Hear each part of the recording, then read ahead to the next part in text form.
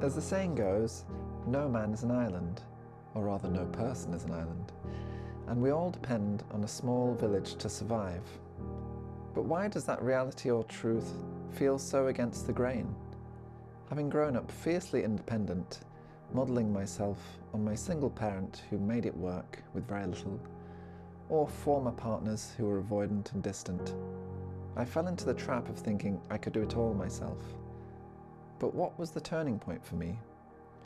To realise that not only is it easier and more fun to collaborate and depend on people, but also that it makes life and work richer and ostensibly better. I'm going to chat about that and more today on Deep Down.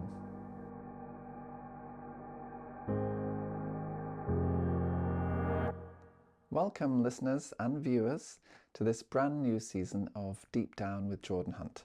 I'm Jordan Hunt, your host, and I'm back for a second season, this time filmed with the help of my incredible partner, Chris Thomas. The first season was very much an introspective, deep dive into the depths of my mind as a working musician. And it was just an audio podcast. I was here in my little studio in central London, sharing some of my thoughts about what goes on behind the scenes and doing some deep dives into some of my own music and the lyrics and the backstories and where the ideas sprung from. This season, I want to look outwards and open up the gates and think about how I exist in a community, a musical community and an artistic community, rather than going too deep into my emotional nether regions as I did in my first season. For some reason, this phrase, "no man is an island," has stuck with me since I first heard it, and it really resonated with me for some reason.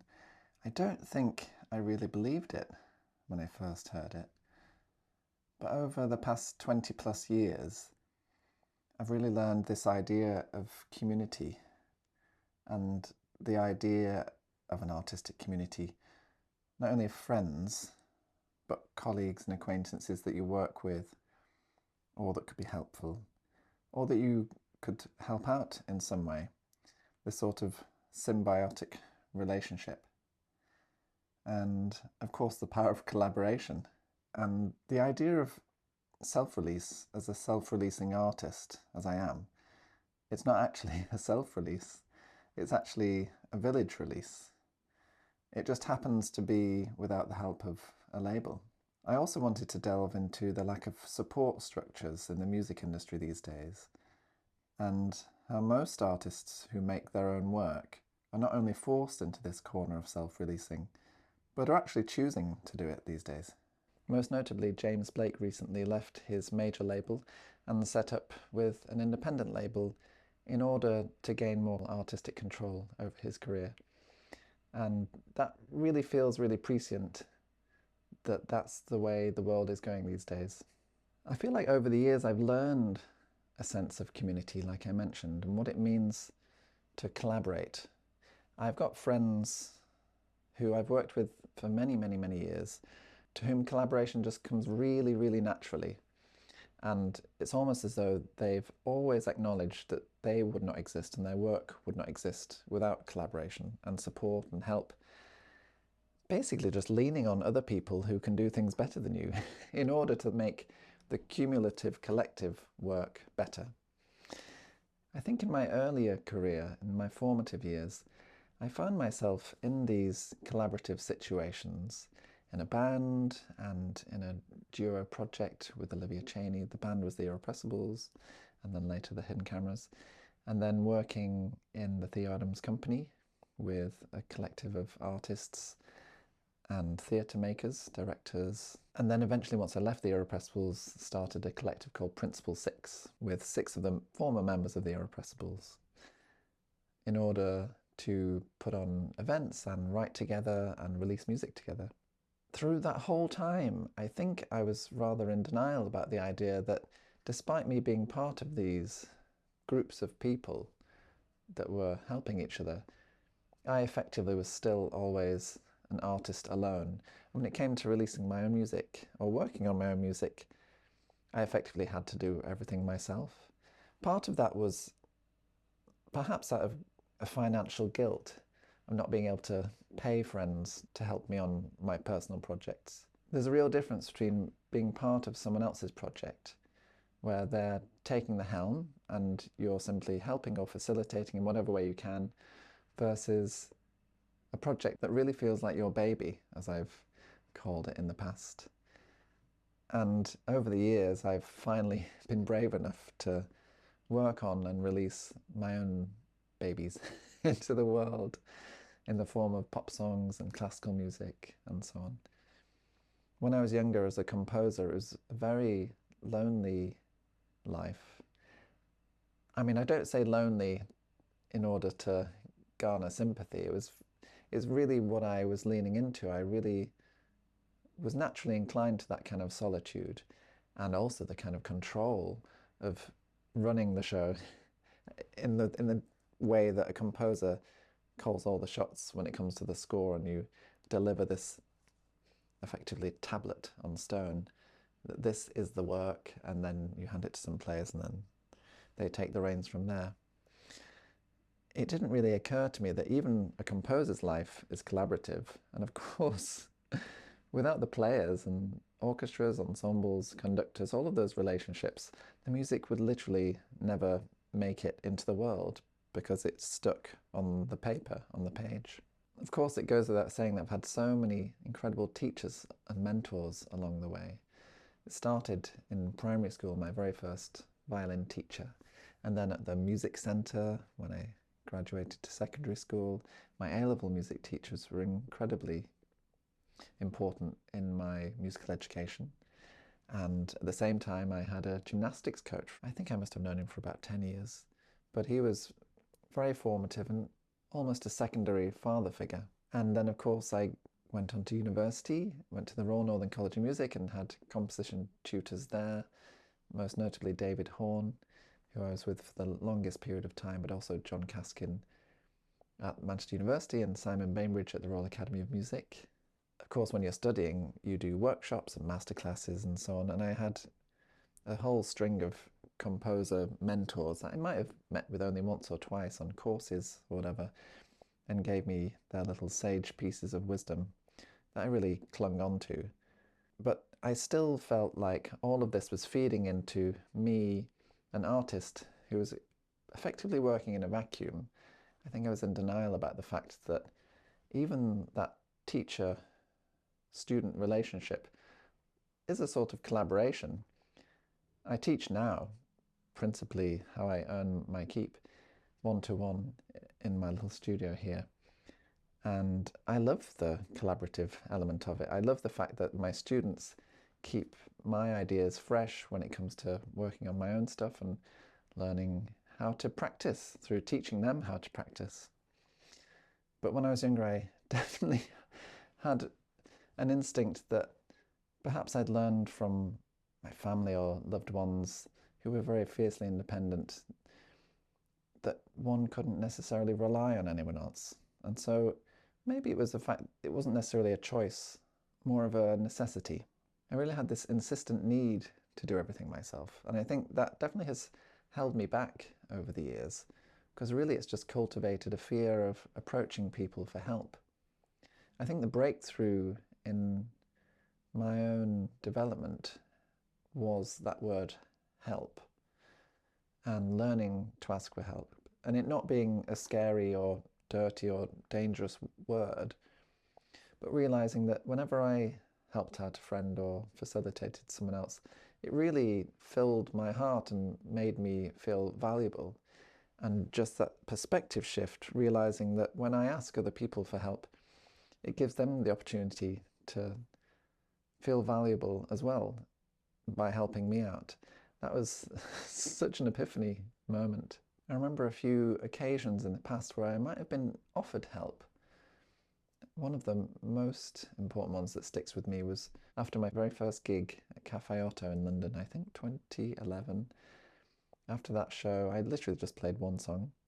I was offered effectively a record deal to release one single, and I turned it down because I really just felt like I wasn't ready to do that whole journey.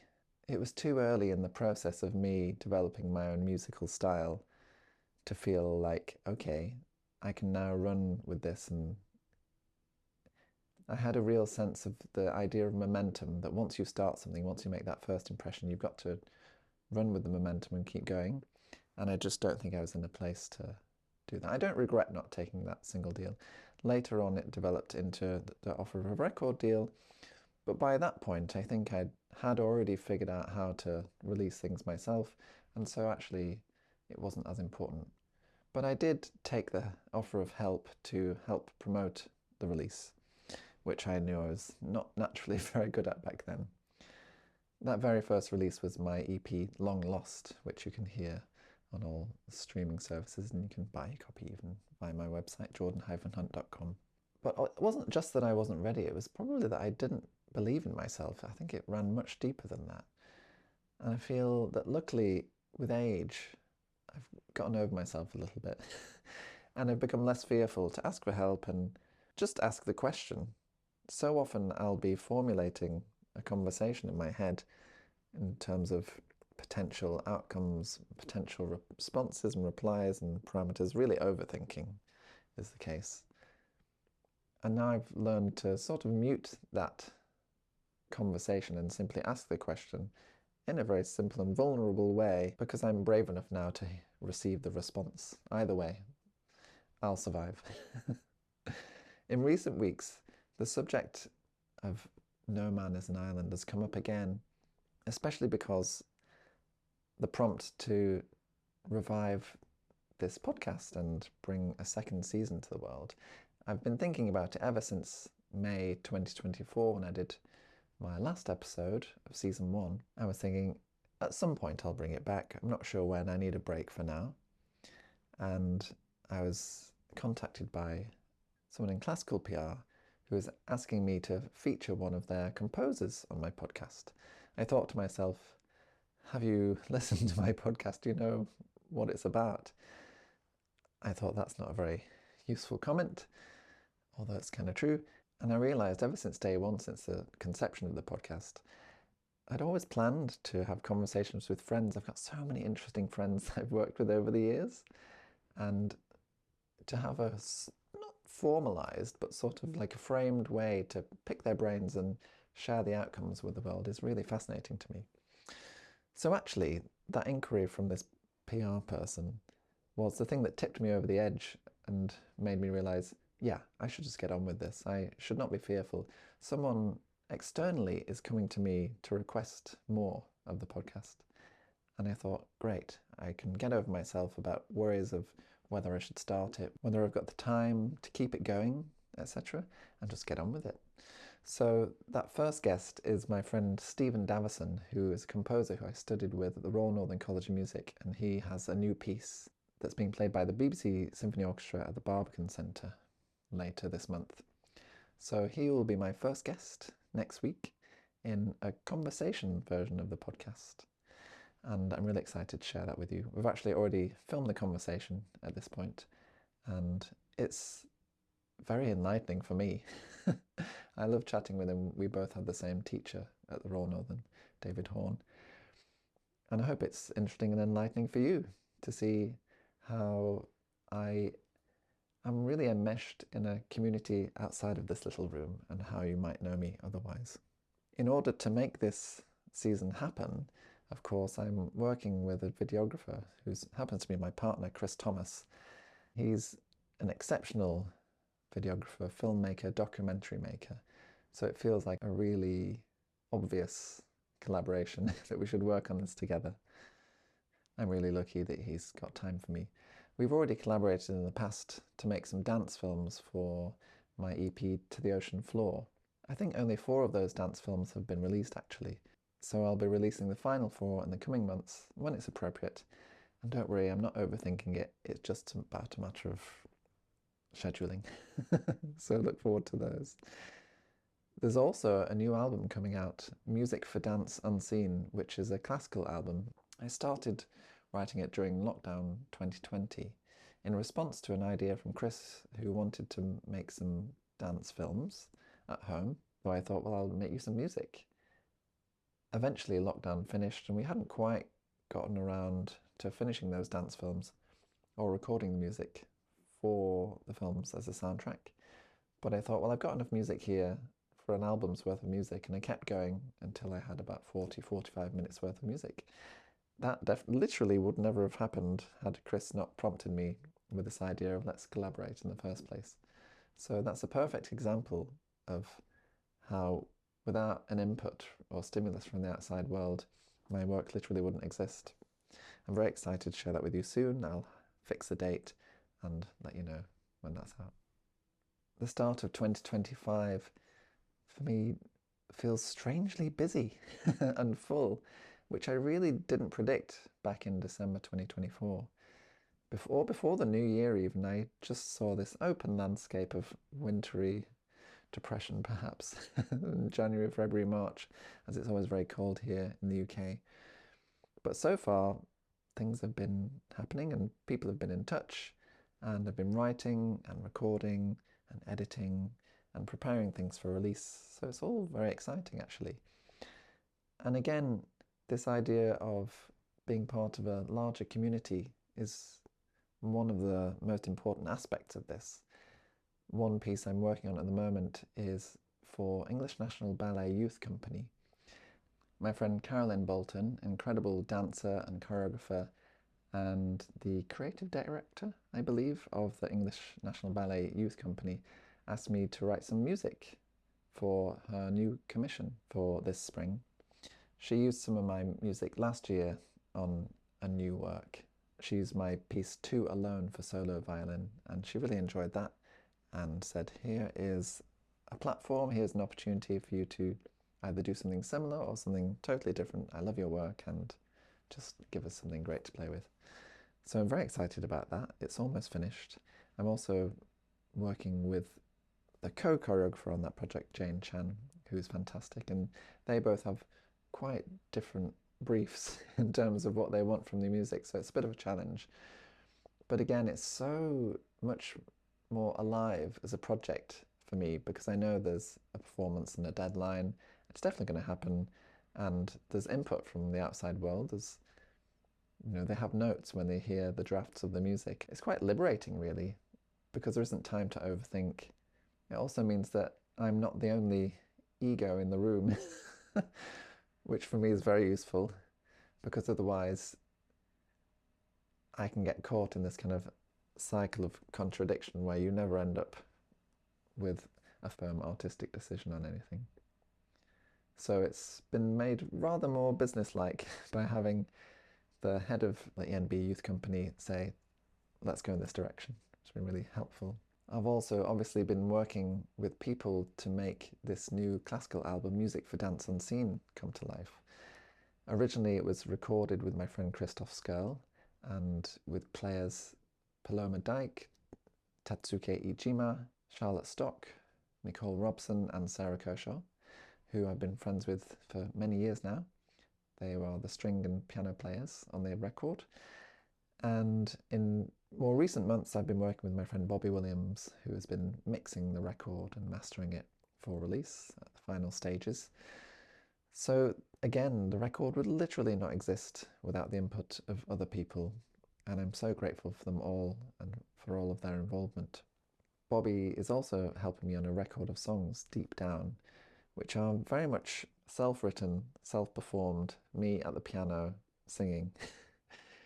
I have this compulsion to try and do everything myself is very hard to escape from. And so I wanted to make my life simple because otherwise it can sometimes tend to be a rather bloated and convoluted project. But now that we have those demos in place of my vocals and piano, I've asked my friend Anna, whose artist name is Onze. You should check her out, Aunce. She's released some new music recently for the first time, I believe, under that moniker, and it's absolutely incredible. So I feel very lucky to be working with her. We met on Olivia Chaney's tour where she was doing synths and beautiful backing sounds. So I've asked her to help me out with a few final touches of sounds and aural visions that I could never have conceived of on my own, to maybe add something. And that's really exciting because it feels a little out of my comfort zone. Not only to ask someone for help in that kind of arena, but also to trust someone else and their artistic vision. And luckily, because I've toured with Anna and I've seen her work on stage in terms of improvising and in rehearsals and so on, I do 100% trust what she'll come up with. We're still working on that together, and so that's really nice to have a project that's still kind of bubbling away and alive, whereas some other projects are kind of coming to their final stages, ready for release. I'll be very excited to share that with you as soon as it's ready. As a side note, this commission for the English National Ballet Youth Company, the brief is to provide a track that they can simply play at the concert. They don't have the resources to pay for a live performer in this case. So I've taken the route of creating something more electronic, actually, that feels more honest than fake MIDI orchestral instruments or poorly recorded live instruments in my case, because I'm not a very good engineer when it comes to recording, although I can play violin and piano and sing and so on. And that's really exciting. And I've enlisted the help of my friend William Turner Duffin to, again, add a few final tweaks and refinements to hopefully elevate it beyond my very basic production skills. Of course, there are also innumerable friends who have helped and supported me over the years and encouraged me to keep going.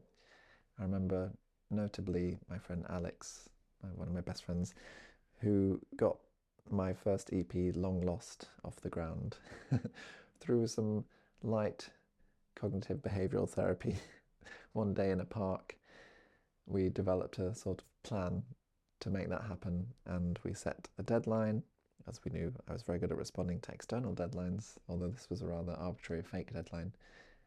The deadline getting pushed back from 3 months to 6 months to 12 months to 2 years in the end, but it was finally released. That was the point. However hard it was for me at the time to get over my own blocks and barriers, without that external support from someone else, I probably still wouldn't have released anything, or maybe I wouldn't be quite so far down the line in my release schedule.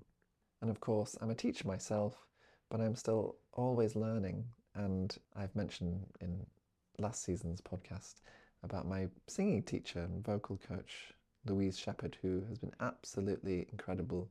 She's such a genius.